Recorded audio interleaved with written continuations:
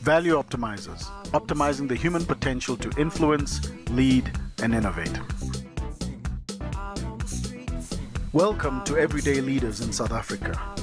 We as South Africans and Africans are not exposed enough to everyday successful individuals. These leaders have something to say about leadership. Thank you, Andile Nokizela. Thanks for coming through. Nosizwe Makamo, I need to be very specific. My sister, Giles, thank you very much for allowing us to come to your home. Thank you, Moira. Thank you for coming around on a Sunday. And all right, thank you, Mr. Tutero, on Saturday afternoon. Thank you for inviting us to your home. Thank you for coming through. Thank you for doing this. You are the first. Zila, thanks a lot. Thanks for allowing us into your beautiful home. And you and I have known each other. One of the discussions we've always had. Are we good to go? Rolling. Yeah. We as Value Optimizers want to demystify leadership. Okay, we're good to go, Mr. Cameraman. So I can go. Take it away from the boardrooms, corporates, and international platforms. Okay, are we good to go? Contextualize it for people in our townships and our suburbs and on our continent. Okay, are we good to go? Basically what we want to do is bring leadership home, make leadership accessible, and make leadership understood. Sizagele explains where she thinks leadership starts from. I've always thought of leadership as an undertaking that starts with the self. Fantastic. Because when you're young, you project outwards. You look for leaders outside of yourself, outside of your home, outside of your community, outside of your school. You're looking for leadership everywhere except inside. Giles talked about being an authentic leader, being true to yourself. I believe in authentic leadership. Yeah? I think I would like to believe that I'm an authentic leader. Okay. And what I mean by that is, I'm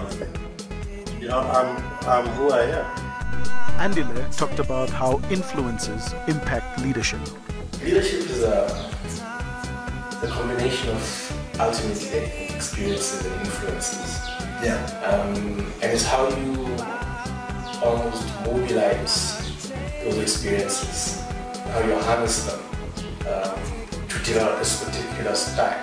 Yeah. And that's what then can be translated into a leadership style. Mzila talked about the significance of humility in leadership. I think for me, leadership began a while ago.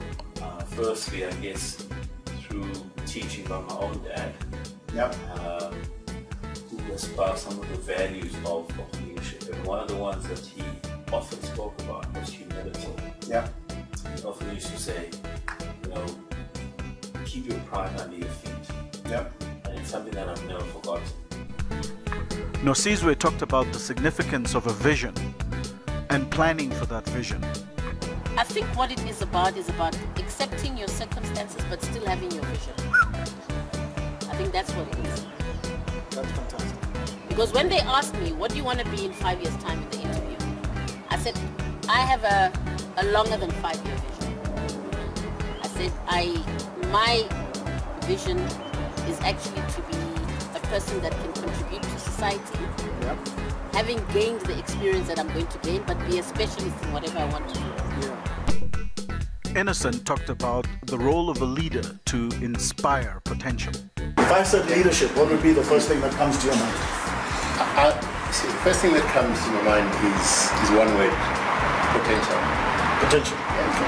Every individual has potential of himself, be it in the field of sports, business, community service, whatever you can think of, there is potential. And not everyone realizes their full potential or converts that potential to actual value.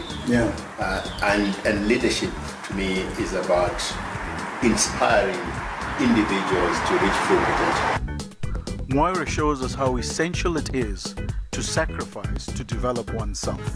I just thought to myself, time wasted is never again. It's good for me to sit in the office for 6 months and get paid, or it's better for me to go and work for somebody who's not paying me and gain the experience. Leaders taking the time to change lives with value optimizers.